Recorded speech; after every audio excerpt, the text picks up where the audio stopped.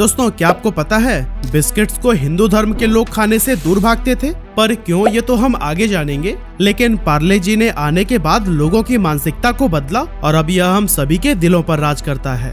तो दोस्तों, सुबह की चाय से लेकर ऑफिस की गॉसिप्स तक हर कदम पर हमारा साथ देने वाले इस बिस्किट ब्रांड को कैसे एक गरीब टेलर ने बनाया, आज के इस वीडियो में हम सब कुछ डिटेल में जानने वाले हैं। और हाँ, हम यह भी जानेंगे कि कैसे पार्ले ने अपना सीक्रेट फॉर्मूला सभी को बांट दिया और किस तरह इस ब्रांड ने करीब 25 सालों तक अपने बिस्किट के पैकेट का रेट 1 रुपए भी नहीं बढ़ाया। पार्ले जी, शायद ही कोई ऐसा भारतीय होगा जिसने चाय में ये बिस्किट डुबोकर न खाया हो। और हाँ, कमाल की बात तो ये है कि जितना लगाव आपको इस बिस्किट से है ना, उतना ही हमारे मम्मी पापा और दादा दादी को भी है। यही वजह है कि इसे एक बिस्किट नहीं बल्कि एक इमोशन कहा गया है। और इस इमोशन की नींव रखी गई थी ब्रिटिश राज में, जब बिस्किट्स खाना हम भारतीयों के लिए एक सुनहरे सपने से ज्यादा कुछ भी नहीं था। लेकिन वो कैसे, इसे समझने के लिए हमें लेट 19th सेंचुरी में चलना होगा। एक्चुअली उस टाइम पर मार्केट में गिने चुने कुछ बड़े बड़े दुकानों में बिस्किट से भरा हुआ एक खास किस्म का चौकोर सा दिखने वाला यह टीन का डिब्बा मिलता था, जिस पर बड़े बड़े टेक्स्ट में लिखा होता था हंटले एंड पामर्स। इस डिब्बे को दुकान से खरीदकर सीधे अंग्रेजों के महल में पहुंचा दिया जाता था, जिसे बड़े बड़े अंग्रेजी अफसर सुबह और शाम की चाय की चुस्कियों के साथ में एंजॉय किया करते थे। और इंडियंस उसे दूर से ही देखकर सोचा करते थे कि आखिर ये कौन सी नई इजाद है। जल्दी ये बिस्किट्स हमारे राजा महाराजा और कुछ अमीर इंडियंस के घरों तक भी पहुंच गए, लेकिन इनकी कीमत इतनी ज्यादा थी कि मिडिल क्लास या गरीब लोग इसे खरीदने के बारे में सोचने से भी कतराते थे। अब ये बिस्किट अमीरों की चाय का साथी तो बन गया था, लेकिन बहुत से अपर क्लास हिंदू जो इसे अफोर्ड तो कर सकते थे, फिर वे अपने घर में लाने या फिर खाने से दूर भागते थे, क्योंकि इन बिस्किट्स को बनाने के लिए बेकर्स अंडे का इस्तेमाल किया करते थे। लेकिन बाद में इस समस्या का समाधान लेकर आए लाला राधा मोहन, जिन्होंने 1998 के दौरान दिल्ली में हिंदू बिस्किट्स नाम की एक कंपनी की शुरुआत की, जिसका मकसद हिंदुओं के बीच बिस्किट्स को पॉपुलर बनाना था। इस काम के लिए कंपनी ने सिर्फ ब्राह्मणों और अपर कास्ट के हिंदुओं को ही हायर किया, ताकि उनके बिस्किट्स कास्ट कॉन्शियस हिंदुओं की नजर में भी एक्सेप्टेबल हो सके। पहले ही साल में कंपनी ने अपने बिस्किट्स का एडवर्टीजमेंट दिया, जिसमें बताया गया था कि बिस्किट्स की बेकिंग से लेकर पैकेजिंग तक का पूरा काम सिर्फ अपर क्लास हिंदुओं के हाथों से ही किया जाता है। साथ ही इन बिस्किट्स को सिर्फ दूध से तैयार किया जाता है और पानी का एक भी कतरा नहीं मिलाया जाता। लेकिन हिंदू बिस्किट्स की बढ़ती हुई पॉपुलैरिटी के बाद से कई और लोगों ने भी इस नाम के बिस्किट्स को बेचना शुरू कर दिया, जिससे कि असली हिंदू बिस्कुट को काफी नुकसान हुआ और वो ब्रिटानिया कंपनी के साथ में मर्ज हो गया। हालांकि दोस्तों, मार्केट में इतनी सारी कॉपीज आने के बाद भी बिस्किट्स के प्राइस में कभी भी इतनी कमी नहीं आई कि वो गरीब के हाथों में पहुंच पाए। फिर आया 7 अगस्त 1905 का दिन, जब गांधी जी के नेतृत्व में स्वदेशी आंदोलन की नींव रखी गई और लोगों ने विदेशी चीजों का बाइकआउट करके अपने देश में बनी हुई चीजों को अपनाना शुरू कर दिया।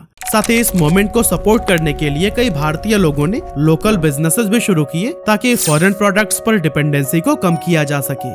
और दोस्तों, इसी बीच गुजरात के एक टेलर मोहनलाल दयाल जी भी इस आंदोलन से इतने प्रभावित हुए कि उन्होंने भी स्वदेशी आंदोलन में उतरने की इच्छा जताई, जिसके लिए उन्होंने सोचा कि क्यों ना देश में अपनी खुद की टॉफी और चॉकलेट की कंपनी खोली जाए, क्योंकि इसके जरिए वो अंग्रेजों को फाइनेंशियली नुकसान तो पहुंचा ही सकते थे, साथ ही इन टॉफीज का टेस्ट उन गरीब बच्चों तक भी पहुंचा सकते थे, जो कि इसे अमीर बच्चों के हाथों में देखकर सिर्फ ललचा कर रह जाते थे। लेकिन यहाँ पर सबसे बड़ा सवाल था कि आखिर इन टॉफीज को बनाए कैसे, क्योंकि उस टाइम तक इंडिया में कोई भी ऐसा रिसोर्स अवेलेबल नहीं था जहाँ से वो इसे बनाने का तरीका सीख सके। इसीलिए मोहनलाल दयाल ने एक बहुत बड़ा फैसला लिया और इस काम को सीखने के लिए 1929 में जर्मनी चले गए। कुछ समय तक वहाँ उन्होंने टॉफी मेकिंग टेक्निक सीखी और जब इंडिया वापस आने लगे तो अपने साथ एक टॉफी बनाने वाली मशीन भी लेकर आए। मोहनलाल दयाल ने वापस आने के बाद से मुंबई के विले पार्ले इलाके में एक पुरानी बंद पड़ी फैक्ट्री को खरीदा और यहीं पर अपने मशीन्स को फिट किया। शुरुआत में कंपनी में सिर्फ 12 लोग काम करते थे, जो कि मोहनलाल के फैमिली मेंबर्स ही थे, और अपनी कैपेबिलिटीज के अकॉर्डिंग इनमें से किसी ने मैनेजर का पद संभाल लिया, किसी ने टॉफी मेकर का और कोई पैकेजिंग एंड सप्लाई को देखने लगा। अब शुरुआत में किसी ने भी इस बात पर ध्यान नहीं दिया कि कंपनी का कोई नाम भी होना चाहिए, और इसीलिए काफी समय के बाद इसकी लोकेशन यानी विले पार्ले के नाम पर ही कंपनी का नाम पार्ले रखा गया। इस कंपनी का पहला प्रोडक्ट था एक ऑरेंज कैंडी, जो कि उस टाइम पर काफी पॉपुलर हुआ था। लेकिन दोस्तों, मार्केट में अफोर्डेबल बिस्किट्स न होने की वजह से मोहनलाल दयाल ने इस गैप को फिल करने की सोची और साल 1939 में पार्ले ने पहली बार अपने बिस्किट्स को मार्केट में उतारा, जिसका नाम रखा गया था पार्ले ग्लूको। सस्ते दाम और अच्छे क्वालिटी की वजह से ये बिस्किट बहुत जल्द लोगों के बीच काफी पॉपुलर हो गया और सेकेंड वर्ल्ड वॉर के दौरान भी इंडियन एंड ब्रिटिश दोनों ही आर्मी ने इस बिस्किट को खूब कंज्यूम किया था।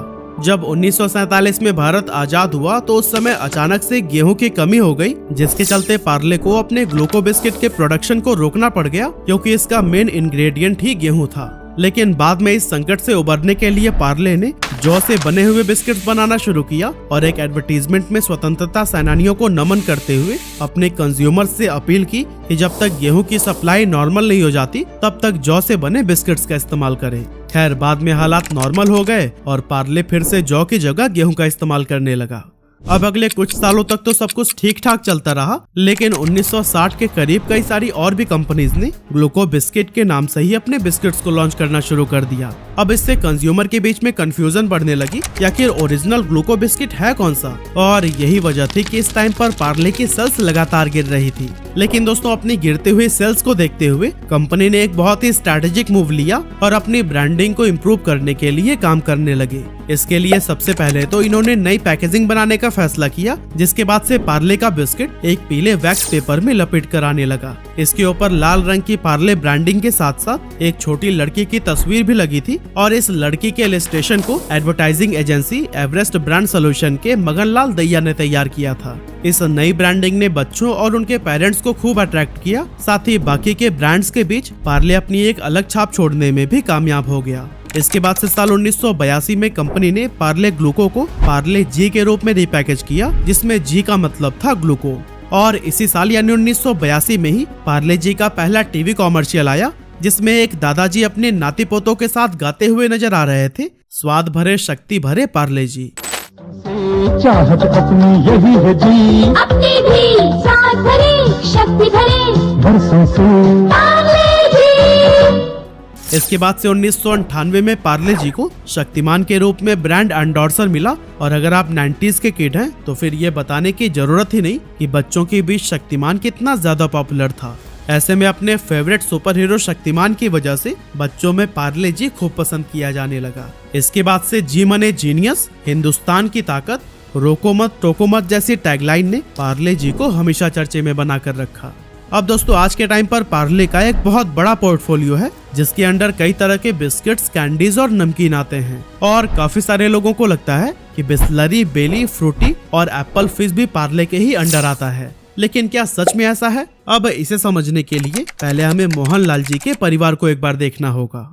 एक्चुअली मोहनलाल जी के 5 बेटे थे, जिनमें से बड़े बेटे जयंती लाल चौहान ने पारिवारिक बिजनेस से अलग होने का फैसला किया और उन्होंने पार्ले एग्रो की शुरुआत की, और आज बेली, फ्रूटी और एप्पी फिज जैसे पॉपुलर प्रोडक्ट्स इसी कंपनी के अंडर आते हैं। 1970s के दौरान जयंती लाल चौहान ने अपने इस बिजनेस को अपने 2 बेटों प्रकाश चौहान और रमेश चौहान में स्प्लिट कर दिया था, जिसके बाद से पार्ले एग्रो प्रकाश चौहान के हाथों में आ गई और रमेश चौहान के अंडर बिस्लरी ब्रांड आता है। इस तरह से जयंती लाल चौहान के परिवार से अलग होने के बाद पार्ले प्रोडक्ट्स के मालिक बने मोहनलाल जी के 4 बेटे मानिकलाल, पीताम्बर, नरोत्तम और कांतिलाल चौहान। अब दोस्तों शुरुआत में तो पार्ले अपने सस्ते और अच्छे क्वालिटी की वजह से बिस्किट मार्केट को पूरी तरह से डोमिनेट कर रहा था, लेकिन हैरानी की बात तो यह है कि करंट सिनारियो में भी पार्ले का इंडिया में 40% से ज्यादा मार्केट शेयर है, जो कि किसी भी बिस्किट ब्रांड में सबसे ज्यादा है। ऐसे में यह जानना काफी इंटरेस्टिंग है कि करीब 100 साल बाद भी मार्केट को डोमिनेट करने के लिए पार्ले ने कौन कौन से टैक्टिक्स को अपनाया। तो दोस्तों असल में कंपनी के पास पार्ले जी के रूप में एक हीरो प्रोडक्ट तो है ही, लेकिन इसमें मिली भारी सफलता के बावजूद कभी भी ये हाथ पर हाथ रखकर नहीं बैठे। कंपनी ने बहुत पहले ही मार्केट पर रिसर्च करके लोगों की पसंद और नापसंद को समझना शुरू कर दिया था। जब इन्होंने अपने पार्ले ग्लूको बिस्किट को लॉन्च किया था तो उसी दौरान उन्हें एहसास हो गया था कि जरूरी नहीं है कि मीठी चाय के साथ हर किसी को मीठे बिस्किट से पसंद आए, बल्कि काफी सारे लोग चाय से नमकीन खाना पसंद करते हैं। इसीलिए 1938 में पार्ले ने मोनाको बिस्किट को भी लॉन्च कर दिया था। बच्चों और यंगस्टर्स को अट्रैक्ट करने के लिए 1956 में कंपनी ने पार्ले चीजलिंग्स को भी लॉन्च किया था, जो कि एक बहुत यूनिक प्रोडक्ट था, और इसके छोटे छोटे स्क्वायर शेप वाले नमकीन उस टाइम पर खूब पॉपुलर हुए थे। इसके बाद से 1963 में पार्ले अपनी टॉफी लेकर आया किस्मी, जिसे आप में से भी काफी सारे लोगों ने खाया ही होगा। 1966 में पार्ले ने पॉपिंस को लॉन्च किया, जिसकी रंग बिरंगी कैंडीज बच्चों के बीच खूब पसंद की गई। इसके अलावा पार्ले ने Melody, Krackjack, 2020, Magix Milk Shakti, Mango Bite, London Dairy और हाइड एंड सीक की तरह ही कई सारे प्रोडक्ट्स को मार्केट में उतारा जो कि काफी पसंद किए गए और इनकी मदद से पार्ले इंडिया के बिस्किट मार्केट पर अपना कब्जा जमाने में कामयाब हो गया। साल 2012 तक पार्ले 40 लाख दुकानों के जरिए अपने प्रोडक्ट्स को बेचा करता था और 2013 में पार्ले जी का टर्नओवर 5000 करोड़ रुपए से भी ज्यादा का हो गया था। और दोस्तों, कोरोना के टाइम पर जो लॉकडाउन हुआ था उसमें भी पार्ले जी को बहुत ज्यादा फायदा मिला और कंपनी का टर्नओवर बढ़कर 8000 करोड़ रुपए को भी क्रॉस कर गया। आज पार्ले जी वर्ल्ड का लार्जेस्ट सेलिंग बिस्किट ब्रांड है जो हर महीने 1 अरब बिस्किट्स के पैकेट्स बनाता है और हर 1 सेकेंड में ऑन एन एवरेज 4551 पार्ले जी के पैकेट्स कंज्यूम कर लिए जाते हैं। तो दोस्तों, एक टाइम पर पार्ले जी के बिस्किट्स की डिमांड इतनी ज्यादा बढ़ गई थी कि कंपनी उतने बिस्किट्स बना ही नहीं पा रही थी। ऐसे में पार्ले ने एक बहुत ही स्मार्ट डिसीजन लेते हुए लोकल बेकरीज के साथ में हाथ मिला लिया। इसके बाद से कंपनी ने उन बेकरीज को अपने बिस्किट्स का सीक्रेट फार्मूला दे दिया, जिसकी वजह से बिस्किट्स की बेकिंग को लेकर कंपनी से लोड तो कम हुआ ही, साथ ही ऑटोमेटिकली एक स्ट्रॉन्ग सप्लाई चेन भी क्रिएट हो गई, क्योंकि जिस दुकान से पार्ले बिस्किट्स खत्म होते थे वहां उनके नियरेस्ट बेकरी से तुरंत ही नए पैकेट्स पहुंचा दिए जाते थे। अब ये स्ट्रैटेजी कुछ समय तक तो बहुत अच्छी काम करती रही, लेकिन बाद में जब मैसिव ऑर्डर्स आने लगे तो फिर कंपनी का ध्यान प्रोडक्शन बढ़ाने पर ज्यादा रहने लगा। अब दोस्तों, ज्यादा प्रोडक्शन के लिए उन्हें ज्यादा रॉ मटेरियल्स की जरूरत थी, जिसे बल्क में परचेज करने पर काफी डिस्काउंट मिल जाता था। और दोस्तों, कुछ इसी तरह का फायदा पार्ले जी को भी मिला और बल्क प्रोडक्शन के बाद में उनका प्रॉफिट बहुत ज्यादा इंक्रीज हो गया।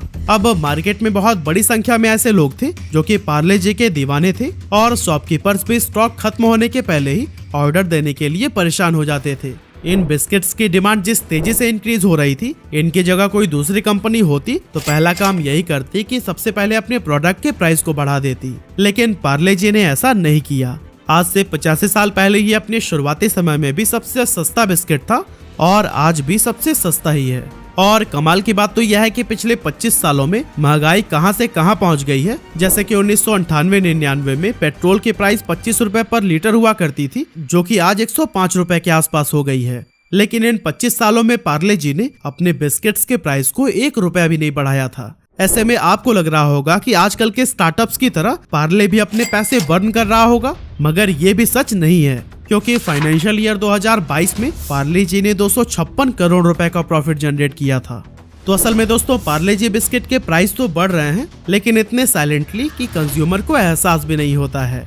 एक्चुअली कंपनी बहुत अच्छे से समझती है कि कंज्यूमर्स को एक्स्ट्रा पैसे देना बिल्कुल पसंद नहीं है, क्योंकि एक बार जब इन्होंने अपने बिस्किट पर सिर्फ 50 पैसे बढ़ाए थे तो फिर इनकी सेल ड्रास्टिकली ड्रॉप होने लगी और लोग सड़क पर उतरकर प्रोटेस्ट भी करने लगे थे। ऐसे में पार्ले जी के मैनेजमेंट टीम ने यह डिसाइड किया कि वो बिस्किट के प्राइस को नहीं बढ़ाएंगे, बल्कि उसकी क्वांटिटी को कम करते जाएंगे। इसीलिए पहले जहां 4 रुपए में पार्ले जी के 100 ग्राम का पैकेट मिल जाता था, वही आज 5 रुपए में सिर्फ 55 ग्राम ही मिल पाता है। अब देखा जाए तो पार्ले जी कंपनी का एक हीरो प्रोडक्ट है जो देश के हर कोने में छोटी से छोटी दुकान में भी आसानी से मिल जाता है। पार्ले जी के इस स्ट्रॉन्ग डिस्ट्रीब्यूशन की वजह से जब भी कंपनी किसी नए प्रोडक्ट को लॉन्च करती है तो फिर उसे भी मार्केट में काफी तेजी से पहुंचा देती है। इस तरह से बिना ज्यादा मेहनत के उसके नए प्रोडक्ट्स को भी एक्सपोजर मिलने लगता है और उनके जरिए कंपनी की खूब कमाई होती है। लेकिन दोस्तों, क्या पार्ले जी का बोलबाला सिर्फ इंडिया में ही है? तो इसका जवाब है बिल्कुल नहीं, क्योंकि यूएसए, यूके, कनाडा, ऑस्ट्रेलिया और न्यूजीलैंड जैसी कई सारे ऐसी कंट्रीज हैं जहां पार्ले जी को बहुत ज्यादा पसंद किया जाता है। और तो और कई सारे देशों में तो इसकी मैन्युफैक्चरिंग यूनिट्स भी अवेलेबल हैं। साथ ही हम इंडियंस की तरह ही चाइनीज भी इस बिस्किट के दीवाने हैं, इसीलिए पार्ले जी चाइना में भी सबसे ज्यादा बेचे जाने वाला बिस्किट बन गया है। तो दोस्तों, पार्ले जी के साथ आपकी किस तरह की यादें जुड़ी हैं, हमें कमेंट करके जरूर बताइएगा।